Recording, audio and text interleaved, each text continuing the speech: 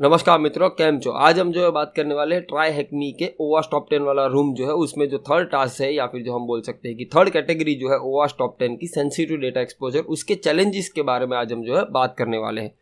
तो फट से हम आ जाते हैं हमारे सेंसिटिव डेटा एक्सपोजर वाले पार्ट में। तो यहाँ पे सेंसिटिव डेटा एक्सपोजर के बारे में थोड़ा डेफिनेशन दिया हुआ है कि क्या होता है। हालांकि मैंने इसके ऊपर एक ऑलरेडी डेडिकेटेड वीडियो बना के रखा है जिसमें मैंने एकदम डिटेल्ड में एक्सप्लेन किया है कि ये जो सेंसिटिव डेटा एक्सपोजर जो ये चीज़ होती है वो क्या होती है, और ये जो सेंसिटिव डेटा एक्सपोजर को हम जो है वो कैसे रोक सकते हैं, मतलब इसके जो प्रिवेंशन रेमिडिएशंस जो होते हैं वो क्या होते हैं।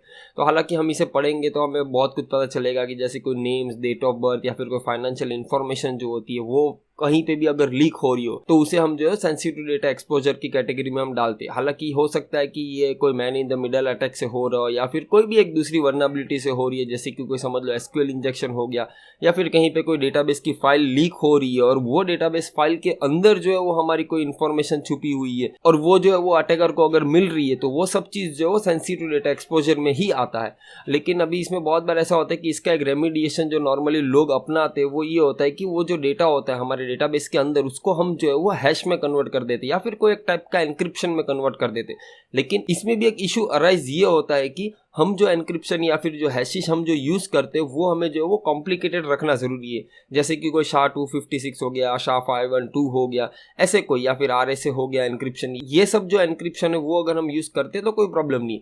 नॉर्मली जो होता है बहुत लोग क्या करते हैं, एक बड़ी मिस्टेक करते हैं, वो जो है वो नॉर्मल MD5 हैश या फिर SHA-1 का हैश वैसे सब हैशिश को यूज़ करते हैं। तो उससे क्या होता है कि जैसे हम यहाँ पे फॉर एग्जांपल यहाँ पे हमको डेटाबेस में से एक डेटा वैल्यू मिल गई, यहाँ पे ये एक जो है वो पासवर्ड है कोई एक डेटा का, उसको अगर हम ऑनलाइन सोर्सेज, मतलब बहुत सारी ऑनलाइन ऐसी वेबसाइट्स है जहाँ पे हम जो है वो फ्रीली कोई भी हैश को हम क्रैक कर सकते हैं। हालांकि इसमें ऐसा होता है कि जो ऑलरेडी कॉमन वर्ड्स जो होते हैं उसी के हैश यहाँ पे हम क्रैक कर सकते हैं, लेकिन चांसेस तो बहुत सारे होते हैं कि जो लोगों ने जो है वो कॉमन पासवर्ड्स यूज़ किए हो। तो ऐसी बहुत सारी वेबसाइट्स है, जैसे कि ये क्रैक स्टेशन है, ये जो एक वेबसाइट है, इससे भी हम जो है वो ऑनलाइन हैशेस को हम क्रैक कर सकते हैं। तो हमें ये चीज़ का भी ध्यान रखना बहुत ज़रूरी है, जब कभी भी हम जो है वो डेटाबेस में कोई डेटा सेव कर रहे हैं तो उसका जो हैशिश होता है या उसके जो एन्क्रिप्शन होते हैं वो हमें जो है वो स्ट्रॉन्ग रखने ज़रूरी है। तो हम फट से आ जाते हैं हमारे चैलेंजेस वाले पार्ट के अंदर। तो उसके पहले मैं जो है वो इसको हमारे मशीन को डिप्लॉय कर देता हूँ और हम राह देखते ये मशीन डिप्लॉय होने की। तो यहाँ पे हम देख सकते हैं कि हमारा आईपी हमें जो वो मिल चुका है, तो हम फट से आईपी के अंदर चले जाते हैं। हालांकि यहाँ पे मैंने ऑलरेडी कोई क्वेश्चंस के आंसर जो ऑलरेडी सबमिट करके रखे हैं, क्योंकि मैं ये वीडियो जो दूसरी बार शूट कर रहा हूँ, क्योंकि कल जो है थोड़ा इश्यूज हो गए थे इसलिए मेरे को ये वीडियो फिर से शूट करना पड़ा। तो जैसे ही हम इस वेबसाइट पे आते हैं, जो आईपी हमें यहाँ पे मिला जो मशीन, उसकी हम वेबसाइट पे आते हैं, तो यहाँ पे हम देख सकते हैं कि एक नॉर्मल सा पेज है, वहाँ पे कोई इन्फॉर्मेशन देख के रखी है, एक इमेज है, और यहाँ पे हमको जो है वो कोई भी सेंसिटिव चीज़ दिखाई नहीं दे रही। और इसका अगर हम पहला क्वेश्चन पढ़े तो इसमें यह है कि कौन सी डायरेक्टरी मेंशन की हुई है जिसके अंदर जो है हमें कोई सेंसिटिव डेटा मिल रहा है। तो यहाँ पे तो हमें कोई जो है वो कोई डायरेक्टरी मिल नहीं रही है, तो हम जो है इसके सोर्स कोड को देखते हैं, शायद हमें वहाँ से कुछ हिंट मिल जाए। तो यहाँ पे देखने से हमें पता चलता है कि यहाँ पे जो है वो एक लॉगिन करके एक डायरेक्टरी, मतलब लॉगिन का एक पेज यहाँ पे ऑलरेडी बता के रखा है, और दूसरा जो हमें डायरेक्टरी टाइप मिल रहा है वो है एक असेट्स के अंदर। लेकिन नॉर्मली जो है वो असेट्स के अंदर तो CSS वगैरह वगैरह फाइल्स होती है, तो हम पहले लॉगिन वाला पेज देख लेते हैं कि उसके अंदर एग्जैक्टली है क्या। तो इस लॉगिन वाले पेज में हम देख सकते हैं यहाँ पे कोई यूज़र नेम और पासवर्ड ही दिया हुआ और कुछ ज़्यादा कुछ है नहीं। तो हम फट से दूसरी डायरेक्टरी जो थी उसमें हम एक्सेस करते हैं, जो था असेट्स। तो असेट्स डायरेक्टरी में जाने से हमें मिल रहा है कि यहाँ पे जो है वो डायरेक्टरी ट्रैवर्सल दिया हुआ है, मतलब ये एक टाइप की वर्नेबिलिटी होती है। नॉर्मली ये जो लेआउट है वो जो है हमें नॉर्मली एक्सेस नहीं देना चाहिए दूसरे लोगों को, क्योंकि यहाँ से क्या होता है, अगर हमें परमिशन हो ना हो फिर भी हम जो है वो सब फाइल्स को जाके हम जो है वो देख सकते हैं। इसीलिए ये जो लेआउट है, ये लेआउट को डायरेक्टरी ट्रैवर्सल लेआउट भी बोलते हैं। तो इसको जो है वो हमें नॉर्मली ब्लॉक रखना चाहिए हम जब भी हमारा वेब सर्वर कॉन्फ़िगर करते हैं वो टाइम के अंदर। तो यहाँ पे हम देख सकते हैं कि यहाँ पे एक webapp.db करके एक फाइल है। अभी .db एक्सटेंशन से तो हमें समझ में आता है कि ये एक जो है वो डेटाबेस फाइल है, और इसको हम जो है वो SQLite 3 या फिर कोई भी जो टूल होता है जिससे हम SQL क्वेरीज को रन कर पाए कोई पर्टिकुलर फाइल के अंदर, या फिर जो है वो कोई डेटाबेस की फाइल हम अगर ओपन कर पाए वो टूल के अंदर, तो वो टूल के थ्रू हम जो है ये फाइल के कंटेंट्स को हम देख सकते हैं। तो इस पर मैं क्लिक करने से हम जो है वो ये फाइल को डाउनलोड कर सकते हैं ईजिली, और मैं इसको सेव कर लेता हूँ। और यहाँ पे हम देख सकते हैं कि ये जो डायरेक्टरी थी असेट्स, उसके अंदर हमें जो है वो ये सेंसिटिव इन्फॉर्मेशन या फिर ये सेंसिटिव फाइल हमें जो है वो मिल गई है। तो ये यहाँ फर्स्ट क्वेश्चन का हमारा जो था उसका आंसर था असेट्स। ये हम वहाँ पे डाल सकते हो। और फिर है कि कौन सी फाइल जो है वो जो अलग से हमें दिख रही है जिसके अंदर सेंसिटिव डेटा हो सकता है। तो सीधी बात है webapp.db जो फाइल थी उसके अंदर हमें सेंसिटिव इन्फॉर्मेशन मिल रही है, तो हम वो फाइल का नाम यहाँ पे डाल देंगे। फिर है कि कौन सा एडमिन यूजर का पासवर्ड हैश हमें जो है वो यहाँ पे सबमिट करना है। तो उसके लिए हमें जो है वो जो फाइल हमने डाउनलोड की थी वो फाइल को हमें जो है वो कोई भी एक टूल से हमें जो है उसको ओपन करना पड़ेगा। तो मैं फट से हमारा लिनक्स का, हालांकि ये मेरा विंडोज़ है उसके अंदर मैंने WSL जो विंडोज सब सिस्टम ऑफ लिनक्स है उसको मैंने इंस्टॉल करके रखा है।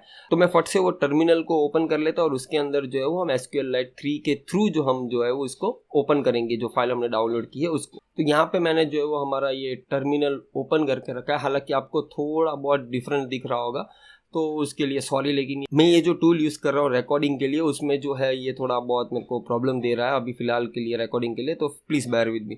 तो हम यहाँ पे जो है वो SQLite 3 जो है वो टूल हम यूज़ करेंगे, तो वो टूल का हम जो नाम लिख देंगे, फिर जो हमारी फाइल थी वो फाइल का नाम लिख देंगे और फिर एंटर कर देंगे। तो इससे क्या होगा, ये फाइल के अंदर जो है वो अभी हम पहुँच गए, मतलब उसके अंदर की चीज़ें हम जो है वो देख पाएंगे। तो हम यहाँ पे एक नॉर्मल कमांड लगा सकते हैं कि टेबल्स, तो ये क्या करेगा, हमें जितने भी टेबल्स होंगे ये फाइल के अंदर वो शो कर देगा। तो इससे हमें पता चल रहा है कि इसके अंदर 2 टेबल्स है, एक है सेशंस और दूसरा है यूजर्स। तो सीधी बात है हमारे क्वेश्चन के हिसाब से हमें जो है वो एडमिन का हैश वैल्यू चाहिए था, तो वो जो है वो यूजर्स के अंदर ही मिलेगा। तो हम एक सिंपल कमांड लगा सकते हैं, सिलेक्ट स्टार वाला कमांड जो हम इजीली लगा सकते हैं, लेकिन हमें ये देखना है कि उसके अंदर कॉलम्स कितने हैं। तो कॉलम्स के लिए जो है वो हम ये प्रैग्मा करके जो कमांड होता है वो हम लगाते हैं। इससे जो है वो हमें पता चल जाएगा कि इसके अंदर कॉलम्स जो है वो कौन से प्रकार के, मतलब पहले है वो यूजर आईडी है, सेकंड यूजर नेम है, पासवर्ड है और फिर वो एडमिन है कि नहीं, मतलब उसकी इंट वैल्यू है। तो सीधी बात यहाँ पे कोई फ्लैग दिया होगा, मतलब 1 है तो वो एडमिन है, 0 है तो वो एडमिन नहीं है, ऐसा कुछ होना चाहिए। तो अब हम देखते हैं इसके अंदर कंटेंट क्या क्या है।